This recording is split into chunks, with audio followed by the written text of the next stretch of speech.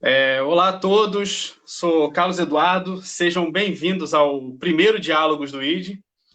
Aqui a gente tenta promover uma roda de conversa em parceria com o Instituto Direito à Esquerda e da Veredas Inteligência Estratégica. Você pode nos acompanhar ao vivo tanto pelo Facebook quanto pelo YouTube e, posteriormente, a gente talvez condense esse material e lance na forma de um podcast. Aproveitando que o dia 1º de maio está por aí, nosso primeiro encontro, a gente tem a árdua tarefa de discutir a atual conjuntura do trabalho e fazer um exercício de futurologia aqui, basicamente, sobre os possíveis caminhos do trabalho no pós-pandemia. A nossa pretensão aqui é bem humilde, né, de dar um pontapé inicial nessa discussão, até porque o assunto é bastante espinhoso. E aí, para esse exercício, a gente tem o prazer e a honra de receber aqui o ex-ministro e deputado federal por 4 mandatos, o nosso camarada Ricardo Bezoini. Ricardo, se quiser dar um alô aí para todo mundo, fazer uma saudação inicial. Bom dia e cumprimentar que eu acho que esse debate é fundamental para que os sindicatos e os trabalhadores em geral possam se repensar diante dessa nova situação, não só da pandemia, mas do que já vinha acontecendo há alguns anos em relação ao mundo do trabalho. Vamos debater e, quem sabe, a gente pode já programar outros debates para dar continuidade. E também com a presença do professor da Unesp e doutor em Ciências Sociais pela Unicamp, professor Giovanni Alves. Professor, se quiser dar sua saudação inicial aí, sinta-se à vontade. Bom dia, agradeço o convite de vocês, é uma satisfação estar aqui com o Bezoini e parabéns pela iniciativa. Eu acho que isso tem que ser sempre frequente, esse esclarecimento aí sobre o que está acontecendo e vai acontecer com o mundo do trabalho. Bem, então, para iniciar o nosso papo aqui, eu queria já atacar uma pedrada nos dois aí, tentar ver se a gente consegue extrair qual é o cenário atual do mercado de trabalho. A gente vê que o trabalhador, ele, principalmente desde o golpe de 2016, ele vem sofrendo cada vez mais. A gente teve uma reforma trabalhista, a gente teve o fim do Ministério do Trabalho, que talvez ressurja aí. A gente tem a reforma da Previdência e agora, com essa justificativa de combate à pandemia, a gente vê o governo e vê o empresariado tomando uma série de medidas e atacando ainda mais, agravando ainda mais a situação dos trabalhadores e que provavelmente elas vão continuar no pós-pandemia por conta dessa pressão toda em busca do lucro.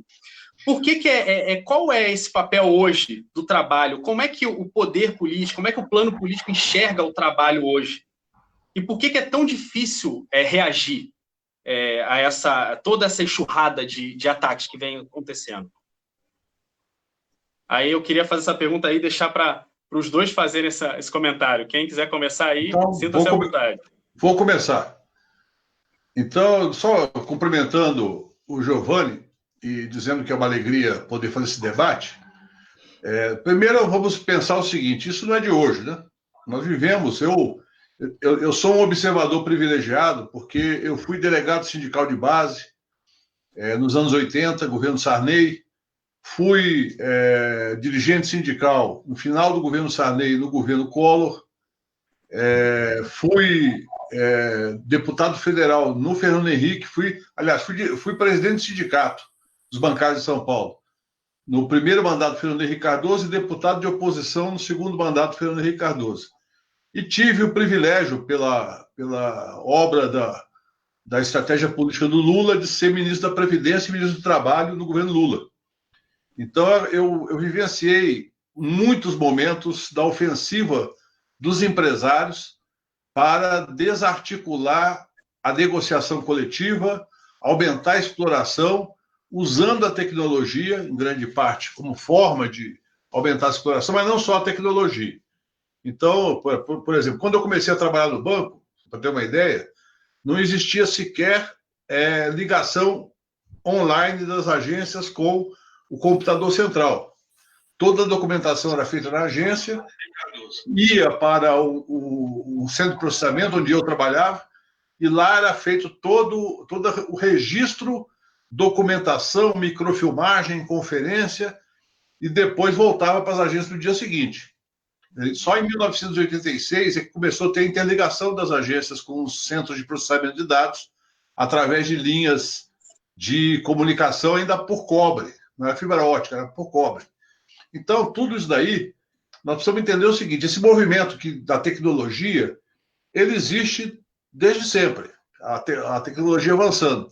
O capital busca se apropriar dessas novas formas de tecnologia para desarticular a organização dos trabalhadores. Isso em todos os setores. Eu conheço bem o setor bancário, mas conheço também um pouco metalúrgico, petroleiro, comerciários, e o setor de serviços que está passando por uma profunda transformação em função do papel que o smartphone tem hoje na vida das pessoas. Então, nós temos, na verdade, um processo contínuo. A pandemia é um momento de radicalização disso. Mas nós já vínhamos, desde o final do governo, desde o golpe, né, de 16, quando eu era ministro da Secretaria de Governo, com a Dilma, e nós sofremos um golpe e já avisamos, a Dilma avisou no dia que saiu. Um dos objetivos é aumentar a exploração dos trabalhadores, é retirar direitos, é criar dificuldades para os trabalhadores se organizarem.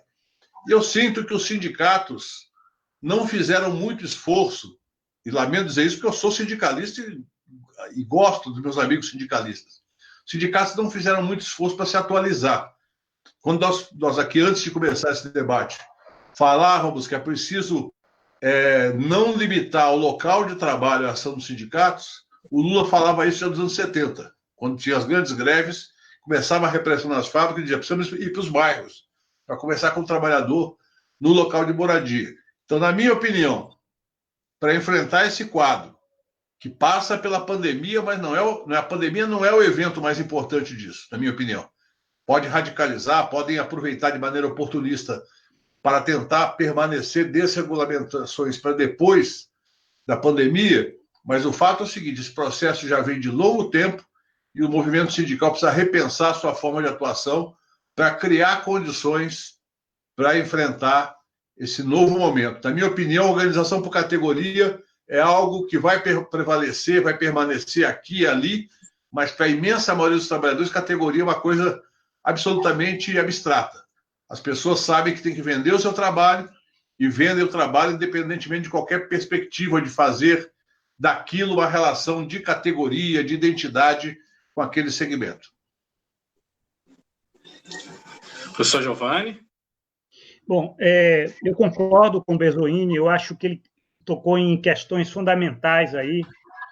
Inclusive, Bezoini, eu tenho a minha origem, eu fui bancário durante 12 anos. Eu também conheço. Toda a luta, né, da década de 1980, somos da mesma geração.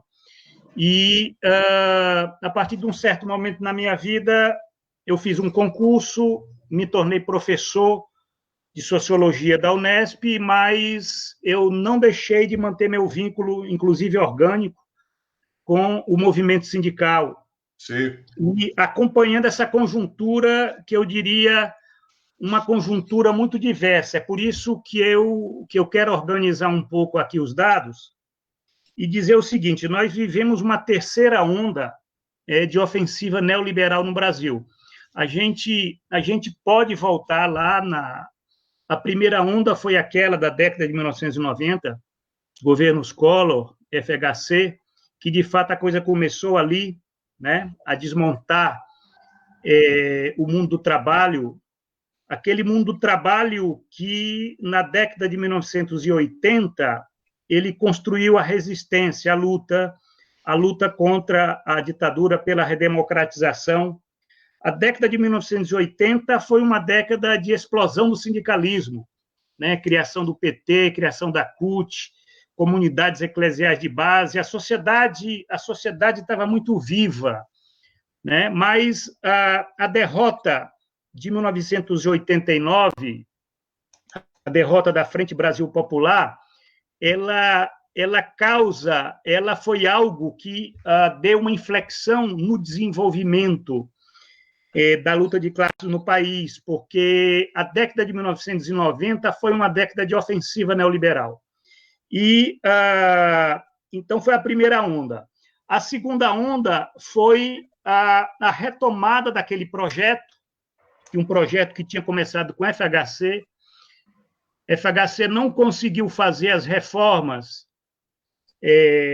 que o capital financeiro queria, né, por conta você tem uma crise de uma crise econômica, a desvalorização do real em 1999, isso já derruba o governo não consegue sequer avançar na reforma da Previdência em 2002.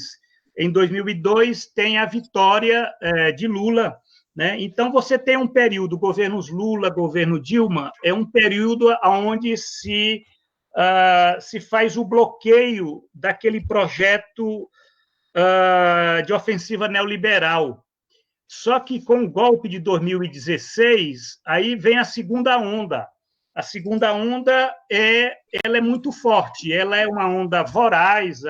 O governo Temer ele é exatamente isso, ele faz o projeto lá do teto do gasto público, é o desmonte do Estado, isso atingindo diretamente os trabalhadores do setor público, né? A precarização do trabalho no setor público.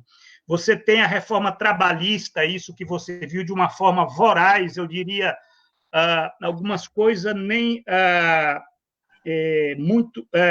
causou muita surpresa, né? E uma perplexidade, que até hoje o movimento sindical está perplexo diante dessa segunda onda.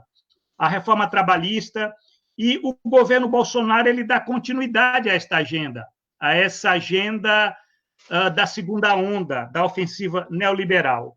Agora, e a terceira onda?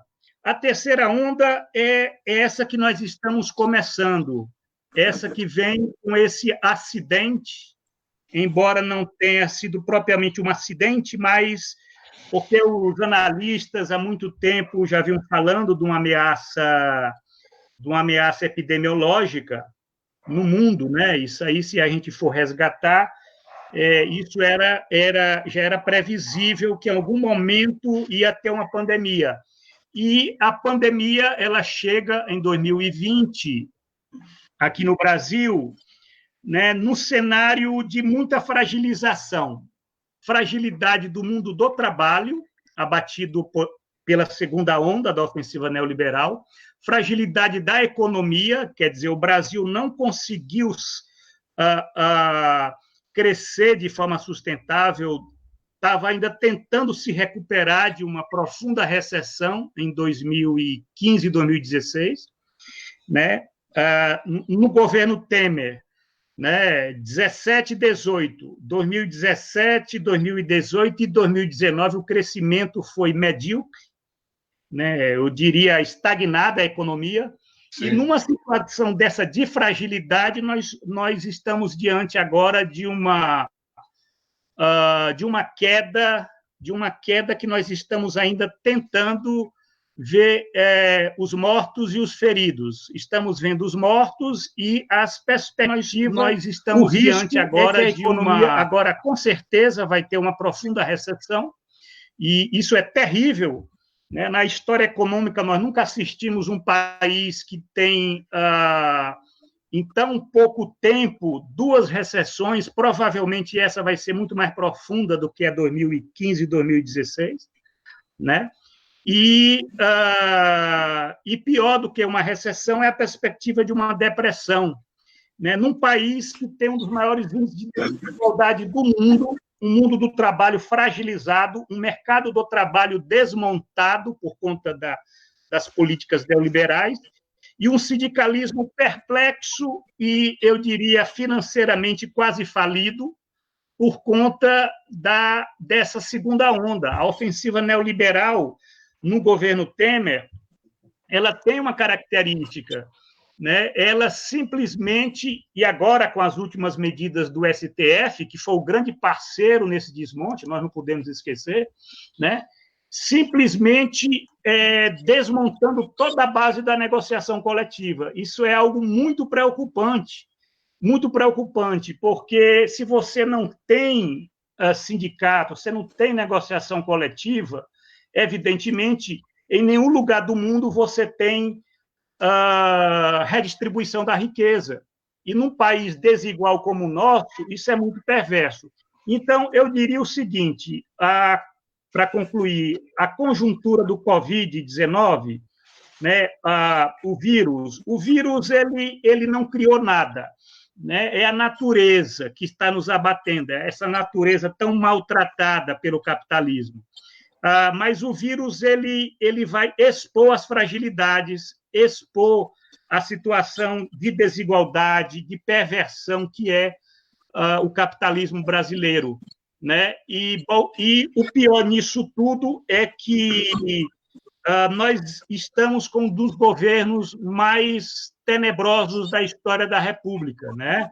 Para completar a situação catastrófica do Brasil. Nós estamos com um governo que não tem nenhum compromisso, não apenas com a nação, mas com a vida da população, né, com a sociedade. Então, abre um campo, né, eu diria, muito complexo, não apenas de perplexidade, porque nós estamos em perplexidade desde 2016, e ainda 2018 mais ainda, porque com a vitória de Bolsonaro, nós estamos estupefatos para saber como é que um país como o Brasil elege Bolsonaro. Isso temos que nos interrogar durante muitos anos, mas agora nós estamos não apenas perplexos, mas nós estamos com o medo, com o pavor dos desdobramentos desta conjuntura, né, que não é apenas no Brasil, né? Se você for ver nos Estados Unidos, ver na União Europeia,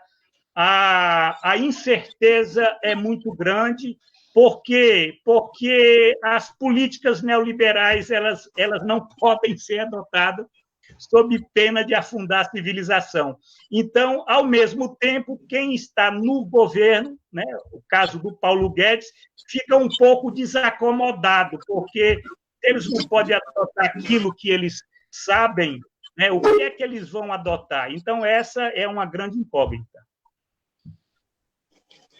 A gente tem um Messias que não faz milagre nem governa, né? Passando aqui até para agora eu tentar pegar um pouco dessa fala de vocês e a gente começar a fazer o nosso exercício aqui de futurologia, eu observo que a gente tem agora um problema a gente tem um problema de monta maior que já vinha antes e que agora se agravou por conta dessa questão do isolamento. Como que a gente faz para o trabalhador deixar de se sentir envergonhado de ser trabalhador? Aí eu explico. O trabalhador hoje, a gente parece que observa uma tendência do cara achar que ele ser chamado de trabalhador é quase uma ofensa, ele ser chamado de empregado é uma ofensa. Ele quer ser denominado colaborador, quer ser denominado empreendedor. Nessa nossa atual dinâmica do coach, do teletrabalho, dessa situação de que cada um agora pode ser da uberização, do iFood, o cara ser supostamente um autoempregador. Como é que a gente resgata isso? E como é que a gente incute no trabalhador essa consciência política que ele acabou relegando para o segundo plano? Sempre naquele discurso de não vamos mexer com política porque a política não é com a gente. E aí é uma visão que eu creio que é extremamente enganada, porque o trabalhador ele tem que estar envolvido até o último aspecto da política, ele tem que estar sempre notificado da política. Então, como é que vocês observam, como é que pode os sindicatos, as federações e até os movimentos sociais trazerem de volta ou incutirem isso no trabalhador, esse aspecto, essa formação política, que ele tem que lutar pelo direito dele e deixar dele cair nessa balela do capital, de que ele é um colaborador e um empreendedor. Essa consciência de classe. Essa disputa ideológica também sempre existiu e está mais radicalizada nos últimos anos. Ela sempre foi colocada para a massa trabalhadora como uma tentativa de quebrar, de fato, esse sentimento de pertencimento à classe trabalhadora. Se você olhar os índices de sindicalização no Brasil, são historicamente baixos, com algumas exceções. A categoria que eu participei, e me identifico como bancário, sempre teve uma sindicalização muito alta, mesmo nos bancos privados. Era maior nos bancos públicos, mas nos bancos privados também a sindicalização alta. Mas, no geral, digamos, grosso modo, é 10%, 15%, 20% já é um percentual significativo, e muitas vezes os sindicatos têm que fazer esforços assistenciais para atrair o trabalhador para sindicalizar. Ou seja, trazer o trabalhador para o sindicato primeiro para um convênio, um clube de campo, alguma coisa que o atraia para participar e depois tentar, digamos, convencê-lo a participar do movimento. Então, esse quadro, obviamente, hoje, ele se materializa muito visivelmente por conta da tecnologia. A possibilidade do home office, que já existia antes dessa crise. Essa crise exacerbou o trabalho em casa. Mas, na verdade, você tinha já empresas de call center com muitos trabalhadores já trabalhando em casa. No próprio governo federal, setores que não têm atendimento ao público diretamente passaram a fazer o trabalho em casa, no INSS, na AGU, na Receita Federal, um percentual de 15% a 20% das pessoas já podendo fazer pelo menos 2 ou 3 dias por semana o seu trabalho de maneira remota. A questão fundamental, e aí eu acho que ela é pedagógica, exige esse trabalho de formiguinha, que é efetivamente mostrar que existe a possibilidade de ganhos com a negociação coletiva. Por que algumas categorias, como petroleiros, bancários, professores, metalúrgicos, construíram um grau de identidade maior ao sindicato? Porque projetavam na organização e na retórica pró-coletivo o sentimento e a vivência de que é possível conquistar. Se você pegar a trajetória, por exemplo, dos professores do Brasil entre o final da ditadura militar e o momento atual, nós tivemos uma série de ganhos através de negociação coletiva ou pressão sobre o parlamento. No caso dos bancários, nos anos 80, mesmo no período de profunda dificuldade para o movimento sindical, um conjunto de greves bem articuladas que criavam impacto na opinião pública, uma estratégia de diálogo não apenas com os trabalhadores daquele setor, mas com a sociedade em geral, sobre o papel dos bancos, levou a uma série de conquistas importantes. Petroleiros, idem, metalúrgicos também, e vários outros, não estou excluindo as demais categorias, mas estou citando as que são mais visíveis do ponto de vista sindical. Retomar esse diálogo do coletivo, por exemplo, aqui no DF, existe o Sindicato dos Motoristas para o Aplicativo. Tem pouca afiliação, mas está já fazendo trabalho junto ao governo e junto às próprias empresas de aplicativo, no sentido de cobrar segurança, cobrar algum tipo de proteção social, e eles estão com a política de fazer convênios para que as pessoas possam ter descontos em determinados itens do seu trabalho diário. Esse tipo de atividade, ela obviamente tem que ser feita. E os sindicatos têm que valorizar uma atuação mais classista. Na minha opinião, as centrais sindicais brasileiras nunca foram centrais sindicais, foram muito mais federações de sindicatos.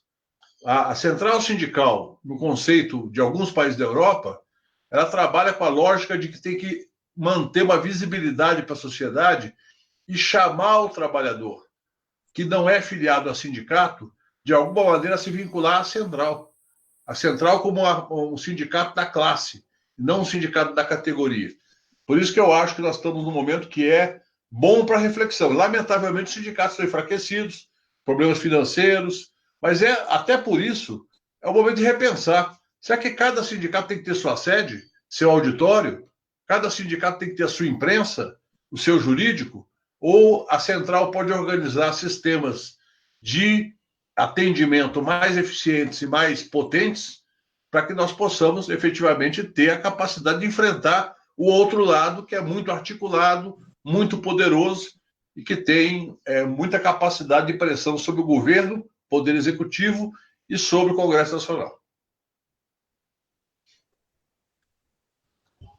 Professor Giovanni? Bom, vejam bem, os Estados Unidos já tem hoje mais mortos devido ao Covid-19 do que tiveram na Guerra do Vietnã.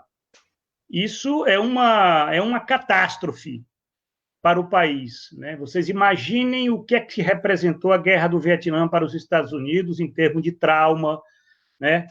Agora, qual a lição que se tira, né? A lição que se tira é que o país capitalista mais desenvolvido do mundo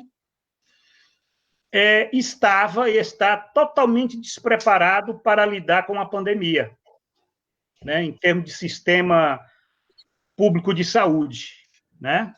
Sem contar que também está com o governo, né? O governo Trump, que é um dos mais reacionários da democracia americana.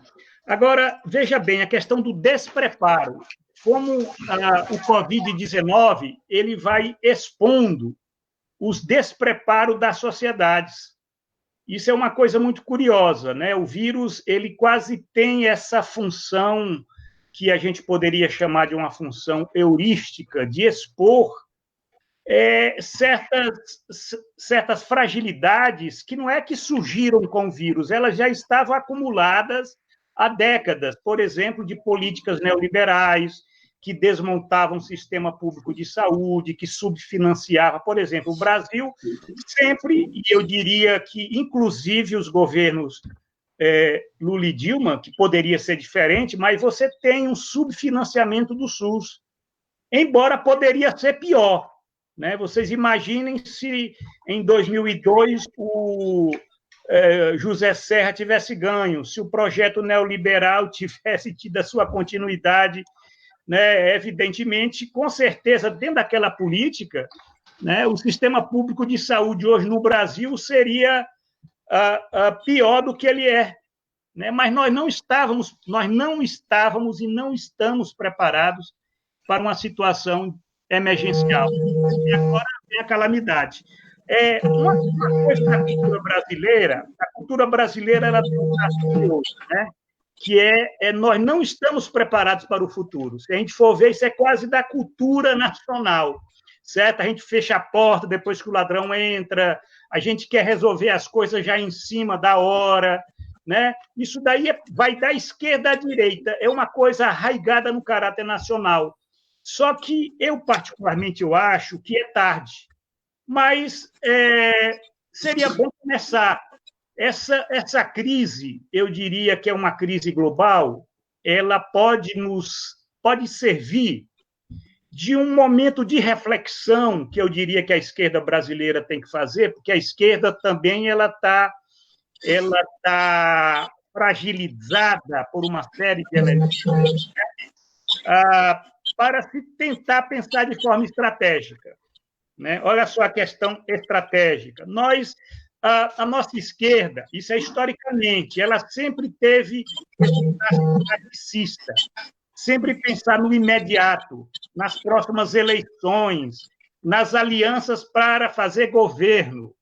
Desprezou a questão do Estado, da construção do Estado, da mudança, da refundação do Estado brasileiro, que sempre foi um Estado oligárquico, senhorial, certo? Isso não é de agora, isso já vem desde, pelo menos, a redemocratização.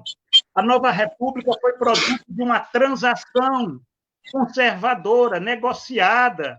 Nós entramos nesse barco muito limitado, e eu diria que era quase a crônica de uma morte anunciada.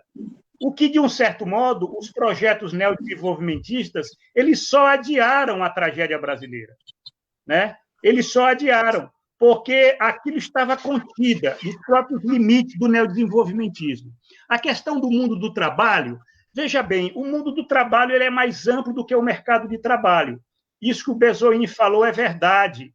Você tem, historicamente, no Brasil, apenas uma parcela da sociedade tem esse privilégio de ter uma representação sindical, né? Isso não é de agora, né? Você tem um trabalho organizado numa parcela da sociedade que reúne o setor público e o setor privado.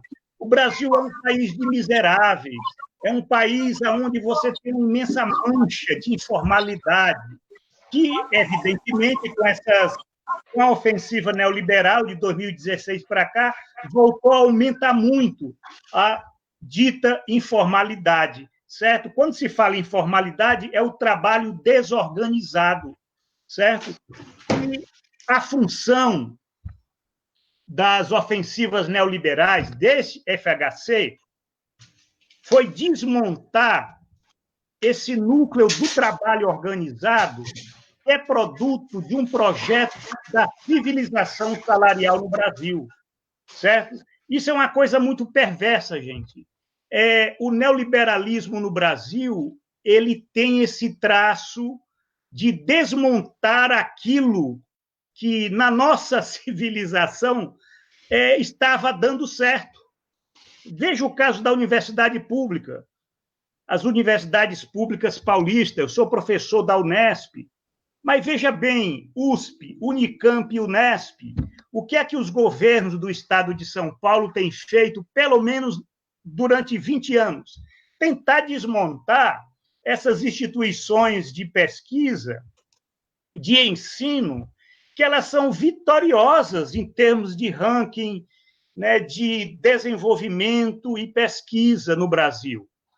Quer dizer, olha a questão do SUS, aquele projeto que nasceu, que eu diria que é um dos projetos de sistema público de saúde, um dos mais avançados do mundo, né? É incrível, mas durante mais de 20 anos está sendo castigado, desmontado, subfinanciado.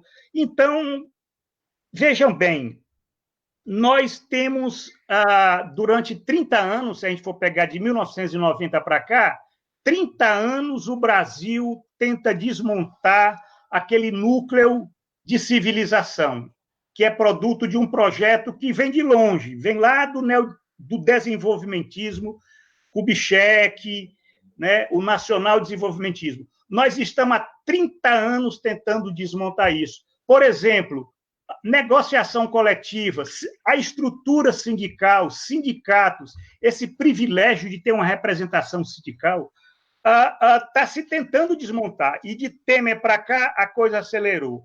Agora, o que fazer? Concluindo.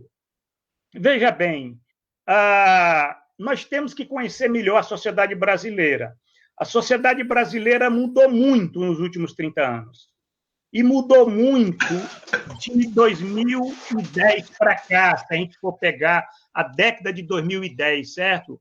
Eu acho que o Brasil ele é desconhecido para a esquerda, desconhecido na sua complexidade, porque o mundo do trabalho não é mais o mercado de trabalho. Você tem um amplo segmento hoje de uma nova informalidade, que não é aquela velha informalidade que sempre caracterizou a sociedade brasileira, né? É uma nova informalidade desses trabalhadores que hoje se utiliza essa expressão uberizados, certo? E tende a crescer, isso é parte da estrutura do sistema, da acumulação capitalista. Nós não podemos querer voltar ao passado. Isso é parte desse regime de acumulação flexível. Então, a questão é o que fazer com os autônomos, o que fazer com o trabalhador por conta própria, quem é que vai representá-los nos seus interesses de classe? Sim, é uma classe social que cresceu, embora todos sejam trabalhadores, mas não se confunde nem com o funcionário público, nem com o trabalhador privado. O operário, o empregado, quer dizer, nós temos que dar uma resposta para isso, certo? Eu diria que as igrejas evangélicas já estão dando. Eu diria que a direita já está dando essa resposta ideológica. Mas a esquerda sindical, a esquerda política, ela tem que fazer dois movimentos. E eu diria, antes tarde do que nunca, resgatar essa perspectiva de classe, de luta de classe, que foi tão esquecida, né? Porque, geralmente, inclusive, o próprio PT, que é o partido, o maior partido da esquerda brasileira, é um partido importante, né?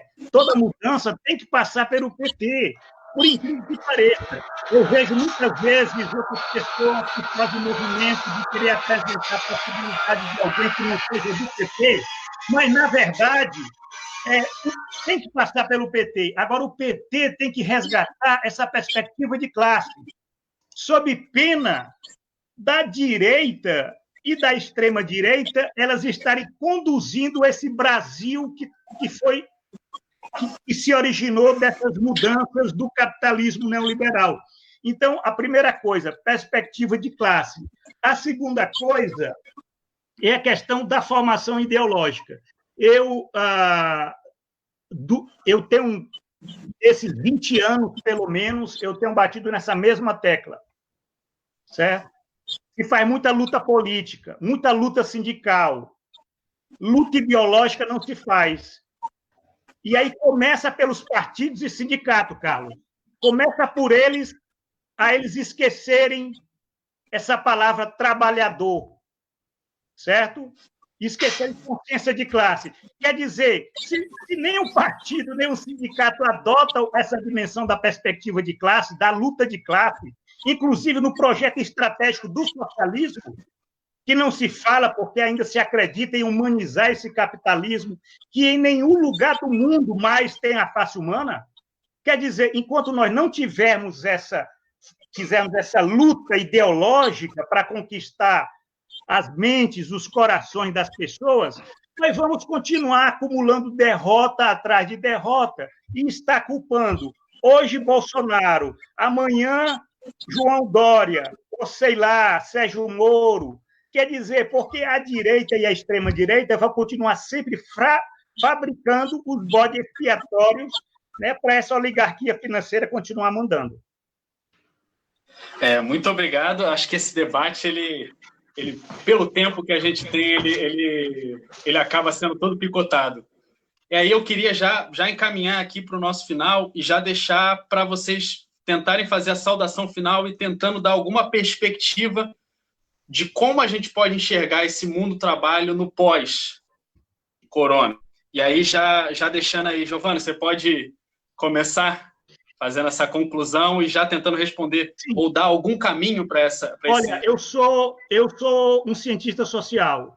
Eu estudo, eu pesquiso e eu penso em termos de tendência, certo?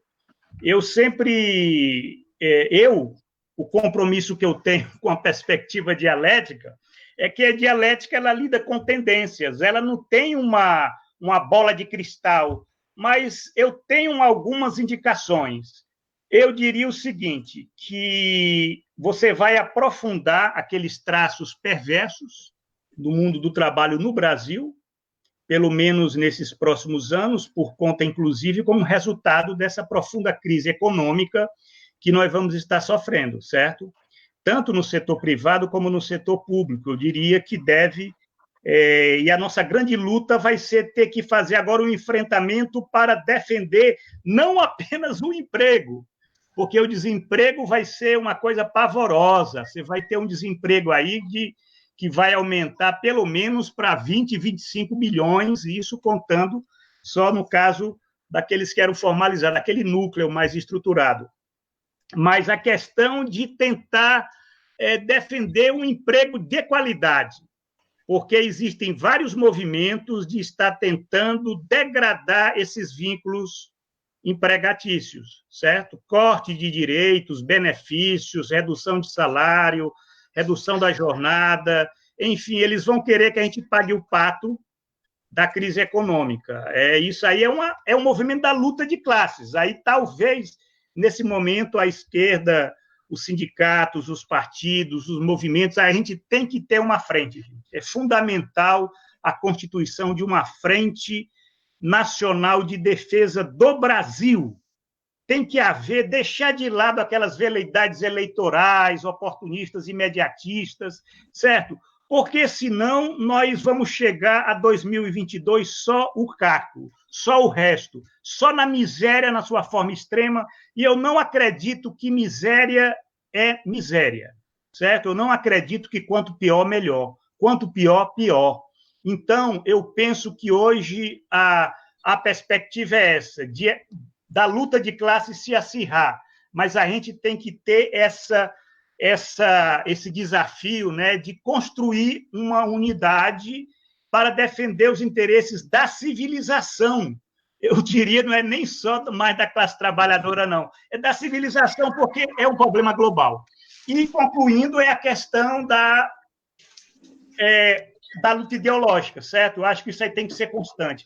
Fazer mais debates, respeitar as divergências, fazer autocrítica. Eu, particularmente, eu acho que isso é parte do processo de desenvolvimento, de aprimoramento político intelectual, a autocrítica, certo? Ninguém consegue progredir só com elogios, só com falando bem de si, do que fez, tal. Tem que tem que reconhecer erros para poder avançar o processo. Eu queria agradecer, Carlos, a oportunidade que vocês me deram de estar aqui nessa live com, né, o Bezoini. Para mim é uma honra, é uma pessoa que tem uma experiência grande, experiência política e de luta sindical, que talvez ele perceba até mais do que eu esses desafios de uma conjuntura que vai ser muito difícil, principalmente porque o governo Bolsonaro. E no mundo é a mesma situação. As tendências hoje são globais, certo? Então, nós estamos vendo no mundo uma tremenda perplexidade, porque tanto o FMI e a OCDE, que durante muito tempo sempre falaram em redução do gasto público, hoje eles sabem que nunca tanto as economias elas vão precisar do gasto público, da emissão de dinheiro para poder estar financiando, vamos dizer, inclusive os negócios, os pequenos e médios negócios que estão arrasados aí, que é a grande fonte de emprego hoje. No Brasil, quem emprega mais não é a grande empresa, é a pequena e média empresa, certo? E esse pessoal está falido. Está falido. Isso é muito preocupante, que nós temos que estar discutindo isso, porque senão o mundo do trabalho vai ser devastado, tendo em vista o impacto dessa pandemia. Obrigado. Obrigado, professor Giovanni. Bezoini, para fechar aqui com chave de ouro, até aproveitando um pouco desse final do discurso do Giovanni, como eu acho que a gente tem que... Chegou num dado momento que, de fato, a gente tem que criar uma junta, um sentimento de solidariedade e uma frente que ela não é mais de direita ou esquerda, né? Ela é uma frente agora contra um governo que tem um risco e tem um grave apoio em questões ditatoriais, fascistas. Então, ou seja, hoje a gente tem uma necessidade de uma frente democrática. E aí essa frente democrática, além de todos os outros aspectos, ela tem uma função primordial, que é defender o trabalho, as condições de trabalho. A gente vai sair dessa pandemia, existe um pós-pandemia, e as perspectivas para o direito do trabalho, para o mundo do trabalho e para o trabalhador são extremamente, que eu digo, são catastróficas. Então, ou seja, como que a gente faz para trabalhar isso, para juntar isso, para fazer essa articulação toda e para defender esse trabalhador que ele vai sair dessa pandemia olhando de um lado para o outro sem saber qual o caminho trilhar? Pois é, o mundo está perguntando como sair da pandemia e retomar a atividade econômica. A economia é um conjunto de relações comerciais, industriais, agrícolas, serviços, que se interliga. E a pandemia quebrou uma parte dessa cadeia produtiva. Eu estou acompanhando o que está acontecendo no setor automotivo. Por exemplo, a Volkswagen não demitiu ninguém, fez um acordo com o sindicato e durante 90 dias, estabilidade do emprego. Só que toda a cadeia de suprimentos que está para baixo, que talvez não tenha a mesma capitalização que a Volkswagen, ela está sofrendo com a falta de demanda. Algumas empresas, inclusive, não podem desligar seus equipamentos, mesmo não tendo demanda, porque esses equipamentos desligados eles podem estragar ou levar muito tempo para voltar a funcionar. Então, como é que você rearticula todo esse processo? Os prestadores de serviço, os vendedores de marmita, as manicures, as cabeleireiras, o vendedor de pipoca, enfim, todo o processo que está interligado das diversas atividades que estão parcialmente paralisadas hoje. O Brasil, inclusive, com uma paralisação menor do que outros países, porque aqui não teve regras tão duras em relação a, por exemplo, ao fique em casa. Em alguns países tem multa, até prisão, para quem desobedece às regras sanitárias de permanência em casa, de isolamento social ou de quarentena. Então, como é que você reconstrói isso na saída? O Brasil tem um agravante. Enquanto os países da Europa, os Estados Unidos, vários países da América Latina e da Ásia falam em gastar até 20% do PIB, alguns até 25% do PIB, o Brasil está com medidas muito, muito tímidas em relação tanto a compensar a falta de renda de parte dos trabalhadores, como também de financiar as empresas para que elas não quebrem. Que é bom lembrar, a empresa, tem certas empresas que parou de funcionar por um mês, não tem capital de giro para retomar a sua atividade no momento seguinte. Então, existe, objetivamente, como bem ressaltou o Giovanni, existe uma questão objetiva, que nesse momento, as regras fiscais, as regras monetárias, elas têm que ser relativizadas para que possa ter um processo de saída. Bom, e o sindicalismo nisso? Concordando com o Giovanni, e eu tenho dito isso há bastante tempo, tanto no sindicalismo como na política fora do fundamentalismo bolsonarista, é preciso ter uma noção de Estado e de nação. Nós precisamos defender o Estado brasileiro, a nação brasileira, para que o povo brasileiro possa sentir parte de um processo de retomada. Senão será barbárie. Com desemprego em torno de 20%, desemprego aberto, sem falar do desemprego oculto. Nós vamos ter uma situação social de desagregação generalizada. O Brasil já vinha antes da pandemia. Já vinha com desemprego muito alto e com muita informalidade. Imagine o impacto. Se o impacto nos Estados Unidos, que tinham um nível de desemprego mais baixo, na Europa, que também tinha um desemprego mais baixo, será grande, no Brasil será muito maior. Até porque o Brasil vai sair depois da pandemia. Todos os modelos matemáticos que eu vi até agora mostram que a saída da pandemia, ainda que seja uma previsão, uma estimativa, no Brasil será talvez no mês de junho ou julho, enquanto alguns países da Europa prevêem sair até 12 de maio, 15 de maio, 18 de maio. Então, existe uma questão objetiva, tem que haver uma concertação internacional. Se não houver, digamos, uma articulação do G20, do FMI, Banco Mundial, Banco dos BRICS, Fundo dos BRICS, na minha avaliação também a reconstrução da teia de relações internacionais é algo desafiador para o próximo período.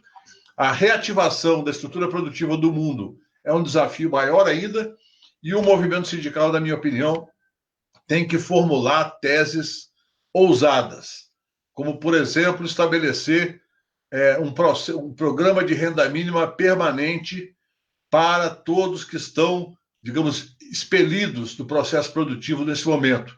Estabelecer uma disputa ideológica com o governo, no sentido de a questão fiscal nesse momento é secundária. Não é que nós vamos desprezar a questão fiscal. Todos nós sabemos que é preciso algum grau de responsabilidade fiscal em tempos de normalidade.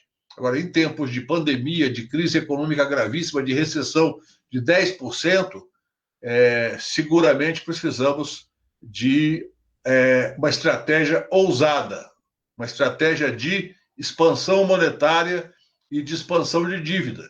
Caso contrário, nós teremos um cenário social brutalmente desfavorável, especialmente para os mais pobres. Essa crise mostra que os países mais pobres sofrem mais e que as pessoas mais pobres dos países mais pobres terão um sofrimento brutal, muito além do que já vinham sofrendo antes da crise, com a política neoliberal do Guedes, do Bolsonaro, antes do Meirelles, do Temer. Essa turma que, lamentavelmente, ainda tem cabeça de planilha. Só consegue pensar como uma planilha de Excel, onde fazem as suas contas de dívida pública, de relação dívida-PIB, de contenção do orçamento, teto de gastos e coisa parecida. Acho que nós temos um espaço bom na política para fazer política, no bom sentido. Fazer política significa disputar os rumos da saída da pandemia. Fortalecer o SUS. Você veja bem, fala-se tanto de automação, mas tem um setor onde a automação é muito pequena e precisa de muito trabalhador, que é a saúde. E essa crise mostrou que se não fosse o SUS, nós estaríamos muito pior. Eu estava até levantando aqui, enquanto o Giovanni falava, de 2003, primeiro ano do governo Lula, até 2014, o último ano, digamos, de governabilidade da Dilma, nós passamos de 661 bilhões de reais para 1 trilhão 132 trilhões de reais em termos de financiamento do SUS. Claro que precisa mais. Eu também acho que é subfinanciado. Mas foi feito um grande esforço. Depois do golpe, a contenção do teto de gastos levou ao esvaziamento do SUS. Portanto, eu acho que o nosso papel, o papel da esquerda brasileira, o papel dos sindicatos em geral, é fazer a disputa de projeto. E, como dizíamos antes de começar esse debate, de certa forma, reproduzir o que fazem algumas denominações religiosas, de ir de porta em porta, discutir o papel do sindicato. Não adianta só ir para a porta da fábrica. A porta da fábrica é um ambiente muitas vezes hostil, e hoje, com o home office, o setor de serviços está muito trabalhando em casa ou trabalhando de uma forma na rua, né, com o smartphone. Mudou muito o processo de comércio e serviços no Brasil e no mundo. E a indústria também, com a automação das linhas de produção. Portanto, ou nós repensamos o papel do sindicato, ou fica uma coisa burocrática. Tem lá um sindicato, tem seus sócios, muitas vezes associados por conta de questões de convênio, de programas de benefícios, e não por uma identidade ideológica com o sindicalismo. Não estou nem falando de identidade de categoria, estou falando de identidade ideológica de entender que o sindicalismo faz a diferença. E no Brasil sempre fez muita diferença, tanto é que nós tivemos as conquistas da CLT, o 13º salário em 62, as conquistas da Constituinte, que foram fundamentais, e muita luta sindical para ampliar esses direitos em convenções coletivas e acordos coletivos. Obrigado, Giovanni, obrigado, Carlos, pela participação, e espero estar à disposição de vocês para outros debates. Gente, com certeza esse papo ele não se encerra aqui, né? Mas acho que o início é fundamental, né? Acho que a gente tem que começar com isso. Agradeço de novo a presença dos nossos dois convidados que conseguiram encaixar na agenda aí, nessa agenda tribulada, um espacinho para conversar com a gente aqui. E finalizo aqui pedindo para todo mundo que nos acompanhe nas nossas redes sociais e que cuidem de si e dos seus. Eu acho que nesse momento de quarentena a gente tem que ter essa atenção toda. Um abraço aí e até a próxima. Até a próxima.